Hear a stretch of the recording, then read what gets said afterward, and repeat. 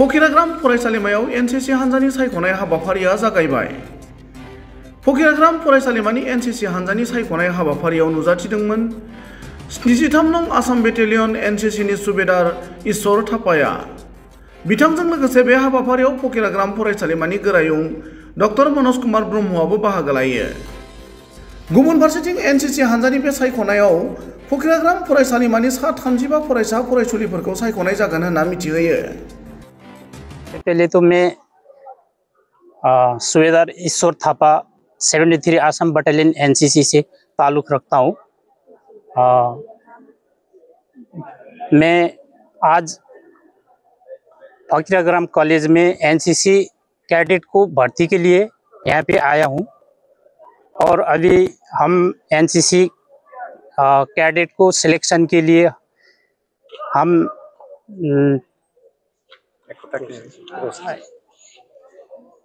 एकत्रित हुआ हूँ। আজি আমাৰ কলেজত 73 আসাম বেটেলিয়ন এনসিসিৰ নতুন গ্ৰুপ খুলিবলৈ গৈ আছে। ফকিৰাগ্ৰাম কলেজৰ হেতু বহুত সুখৰ কথা যে আগৰ দিনৰ এনসিসি নাছিলে।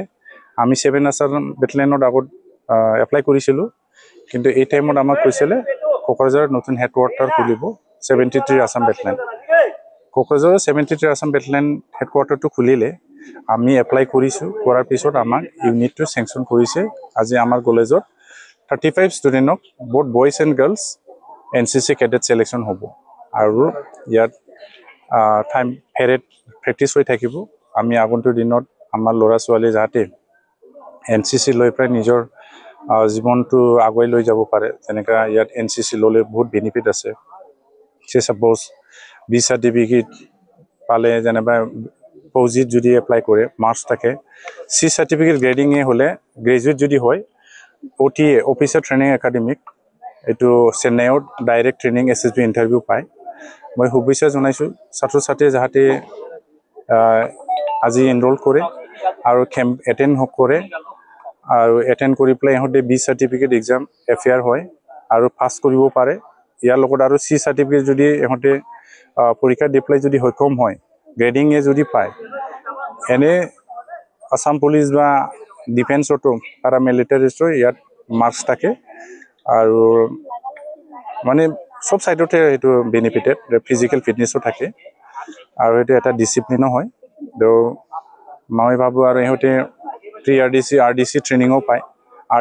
RDC ইহঁতে প্ৰি RDC পৰা RDC সিলেকশন হলে নিউ দিল্লীত ইহঁতে 26 জানুৱাৰী আৰু 15 আগষ্ট ইণ্ডিপেণ্ডেন্স ডে তাতে ইহঁতে পেৰেড কৰিবৰ কাৰণে সুবিধা পাব। তাতে গ'লে বহুত ধৰণৰ সুবিধা পায়। ড্ৰেছৰ পৰা এভৰিথিং 35 ডেজ বিফোৰ ইহঁতে দিল্লী গৈ থাকিব পাৰিব। তাতে ব্লেজাৰৰ পৰা এভৰিথিং ড্ৰেছ বাগেৰা বেগ এণ্ড বেগেজ আৰু RDC সাৰ্টিফিকেটো পাব। RDC ইয়াৰ লগতে বহুত ধৰণৰ কেম্প ময়ো এজন এনসিসি আছিলে, এনসিসি কেডেট আছিলে। মই বি সাৰ্টিফিকেট হোল্ডাৰ। ইভেন সি সাৰ্টিফিকেট মই FAR কৰিছিলোঁ। মই বি সাৰ্টিফিকেট গ্ৰেডিং আছিলে। প্ৰি RDC ময়ো কৰিছিলোঁ এমৰাই কেনত।